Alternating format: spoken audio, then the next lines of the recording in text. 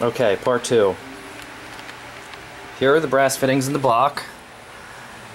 This is for the oil drain. It's a 1/2 inch NPT bushing and then a 1/4 inch NPT double-ended male adapter or extension with the threads cut off on one end. Oil drain will slip onto this. Oil feed is over here. This is the factory oil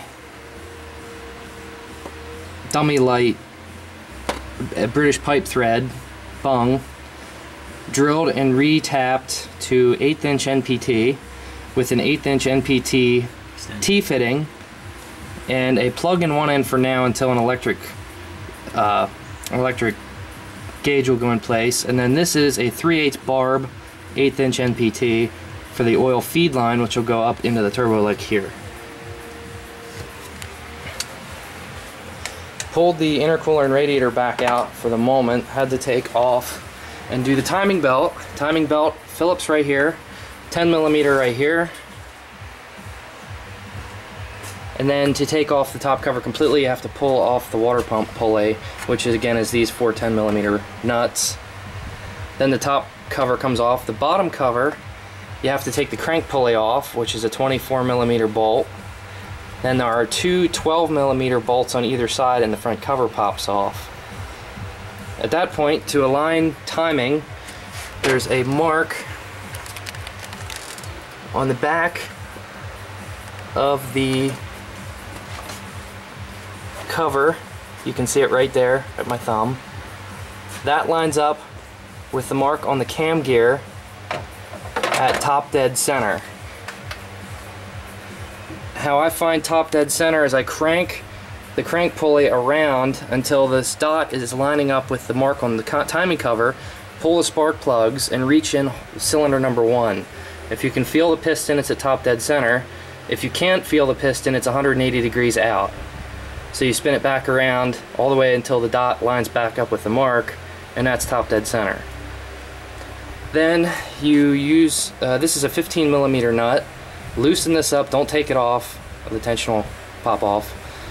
Use a pry bar, pry this up like this, and there's actually a really small pin in the tensioner that you can stick a small nail through. Can you see it? But you stick a small nail through there and that'll hold the tensioner back, and then that allows you tension to get the belt on and off. All the aftermarket belts that I've used have these alignment marks on them. Oh, watch the light. That line up with the dots on the pulleys. Well, gears. So this one goes here. The auxiliary gear goes at the 3 o'clock position at top dead center. The line will mark, the mark will line up, and then the crank pulley lines up not with the pulley here, but with the, it's like a washer looking thing. It's flat sheet metal. It's got a groove in it. It's keyed onto the end of the crank. Guide. Yes, and it's got a little nick in it. That little nick lines up with the mark on the block right there. It's really tough to see. And then that's top dead, or that's everything lined up at top dead center number 1. Then you go ahead and put the tensioner back on. I always tap this out a little bit, make sure good tension's on the belt, and then release the grenade pin and tighten this down. Mass airflow sensor wiring is being done. That end starts over here. This is the factory location where it was. You just take the 5 wires and you cut the pigtail off and you run the 5 wires around. This is what my father's working on. And that, I tuck it under the strut tower sheet metal, and it's right there. And then yeah, that plugs in right about there. So next on the list is to get the manifold and turbo put on, the feed and drain lines hooked up. Well, actually, first I should say the alternator needs to be put back up and the belt put on, then the manifold and turbo. If you want to talk about the getting rid of this, Oh yeah, if you do want to run AC, ignore this. But most of these 240s, the AC never works, as you can see. I snipped the lines here. The pulley or the AC compressors down here on the bottom, you can delete that. This is one big bracket. It's 4 bolts that hold into the block. I believe it's 14 millimeters. You can cut and grind the bottom of the bracket off nice and get rid of the mounting location for this, and it frees up a lot of room down here. And then conveniently, the alternator lines up with the rear crank pulley groove, and the power steering pump, I have the upper mounted power steering pump with the reservoir on the strut tower, or the inner fender, lines up with the second groove in the crank pulley.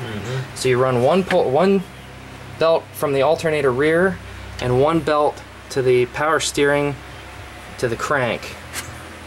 So I'll let you know what length belt that happens to be. And there's also 2 locations to pick for this tensioner. I forget which one it is, but I'll let you know.